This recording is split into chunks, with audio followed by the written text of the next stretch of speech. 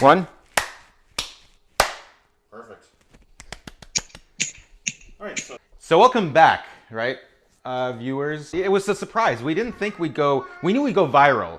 We just didn't know we'd go this viral. I also wonder if maybe we should find a different way to describe going viral, in these times. I love the comment section. It's a good way for people to share their thoughts and feel heard, even though they're not actually being heard.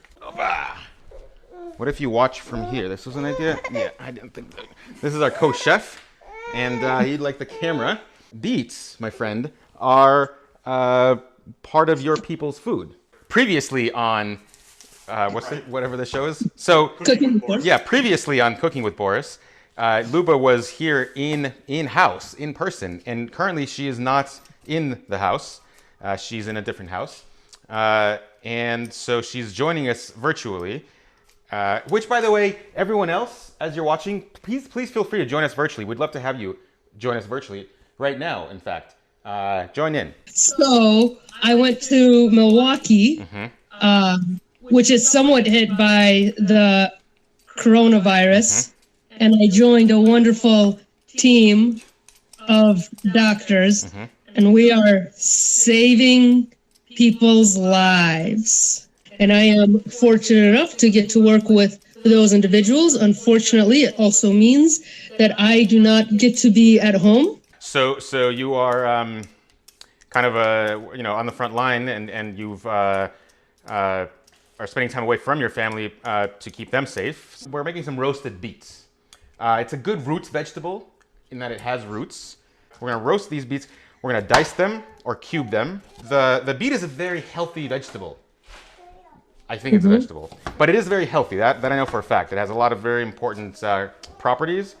That What are those properties? well, most of them are around sort of like health and healthiness. But And interestingly, we have no limitations on how few people have to watch this for us to make another episode. that's right, because we're not doing this for the people to watch. We're not doing it for the views. We're doing it for to better humanity. But just this being out in the ether is, I think, already up. Sort of it elevates the. Well, we're elevating the ether. Is what we're doing here. See this? First I did these lines of cuts, and then I did a 90-degree, and I'm doing those kind of lines of cuts. So is this now the hamburger cut or the hot dog The hamburger cut? and hot dog cuts process only applies to roast Brussels sprouts. That's what we did last time. Yeah. So unfortunately, we can't apply the hamburger hot dog approach to the beets. Only Brussels sprouts. And ironically, you can't apply it to hot dogs or hamburgers. I'm gonna drizzle some oil on the beets, and I want folks to just realize at home that the oil is coming out of a fancy oil container. What kind is it? Extra virgin? There's like a sex joke I'm thinking to make, but there's also a child here, so it's sort of like third base oil. I can't remember if I'm supposed to put salt in it or not, but we're gonna. I don't think you are, because beets are pretty sweet, and you're supposed to. Yeah, but we're going for a salty sweet kind of combination. We also our co-creator just left the show. Ichi sura. All right, we're back on, ladies and gentlemen.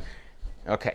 I hate to do this because, I know the folks watching at home see us as their role models, and I hate to do this, but considering you had the Russian food pelmeni or dumplings, and we're having beets, I just feel like we can't not maintain our Russian theme here, and to do so, hello, my friend. Now, I have an idea here.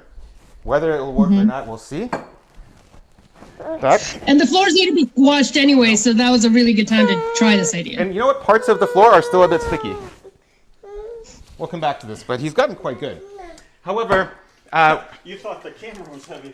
We're we're a common folk here. We're plebeians, if you'd like, and so we don't need fancy cocktails. We just want to stick with a theme. We do need themes, and the Russian dumplings and the beets. Nothing goes better with that. I don't know if this is a theme so much as supporting all sorts of stereotypes. I'm excited for next week's theme. Tune in next week to find out what the theme is. Next week, by the way, is a conceptual idea. We don't actually mean next week. We just mean conceptually. Because we don't know. Yeah. And we'll find out what the theme will be. I wonder if vodka might be involved. We want to put a little lemon in here. But what's interesting here is that we've got a lot of moving parts in this episode, more so than before. And so I'm curious to see what the viewers will take away from this experience. And by the way, call in, folks. Join in live, with us. Live outside of the confines that a recipe creates, and really push the conceptual boundaries of following directions. What this was what felt right. It's in beta phase, I think. We're in beta phase. We're getting close to delta phase, I think. Wow. Yeah. Okay. We're skipping some letters. We're post alpha. Wow. Yeah. Okay. That was quick. So let's discuss that right now. How does this end? But I think that a part of the meal is going to be cold because it wasn't agitated and it was forgotten. Yep. I think it's mission critical, but not necessarily for people to continue cooking with us, but to give the framework to the show. Because if you don't have a framework, then you fall apart immediately. Yes. And we have multiple frameworks. In fact, we have multiple frameworks, and some of our frameworks are sort of competing with other frameworks. Yeah, well, one of our frameworks is that our director/filmmaker has sort of forgotten that we are supposed to be watching the food being cooked, and is instead recording the child. Garlic is going to be another consistent theme here, as is my interacting with the microphone of the camera. Last time we dropped it in some sizzling hot oil. This time I'm just going to knock myself into it. We don't try to put on airs. We believe in the value of being honest with our viewers, and there was a second one, but I forgot what that was. The thing is about the show is that we're very meta about the show. We don't try to hide the fact that there are cameras. We break the fourth wall, and we do so with a joy and sometimes a bit of anxiety, because part of the essence of the show is sort of like Survivor meets The Voice meets Chopped. That show Chopped, where that cooking show. But I will say this: of all the various motivations, the various sort of inspirations for this show, cooking shows fall the furthest down on the sort of list of priorities that inspire the show. Which is, one could say that there might be a little bit of irony in that. Incidentally, interesting fun fact: if you eat beets prior to having a test done to see if there's any blood in your stool, it will come out positive, not because there's blood in your stool, but because the beets interact with it, because it tests that way. You're cooking. See, that was like Spider-Man reflexes. We don't peddle nonsense.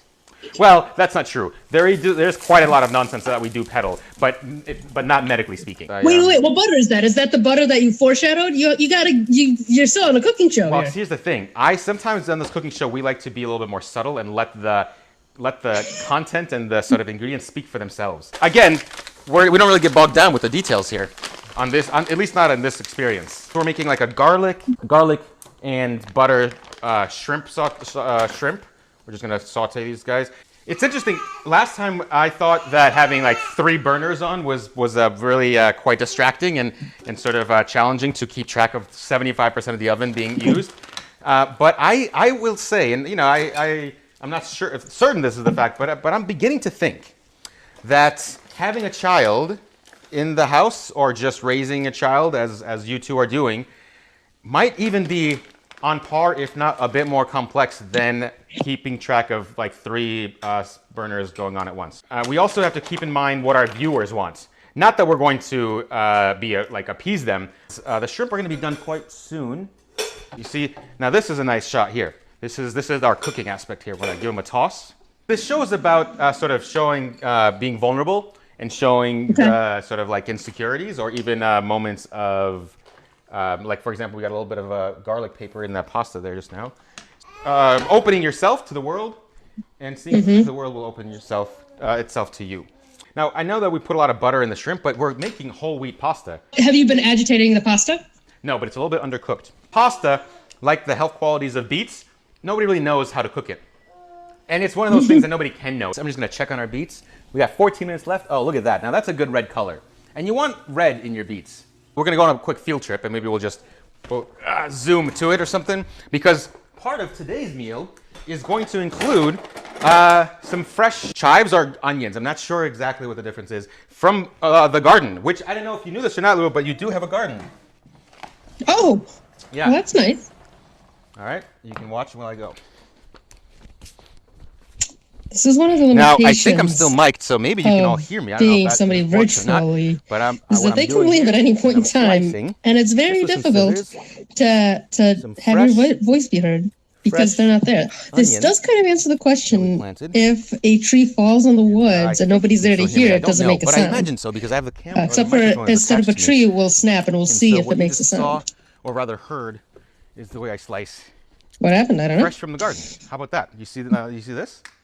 It's not organic, but it is fresh. Now I couldn't help but notice, but it seemed like are you moonlighting with another show over there?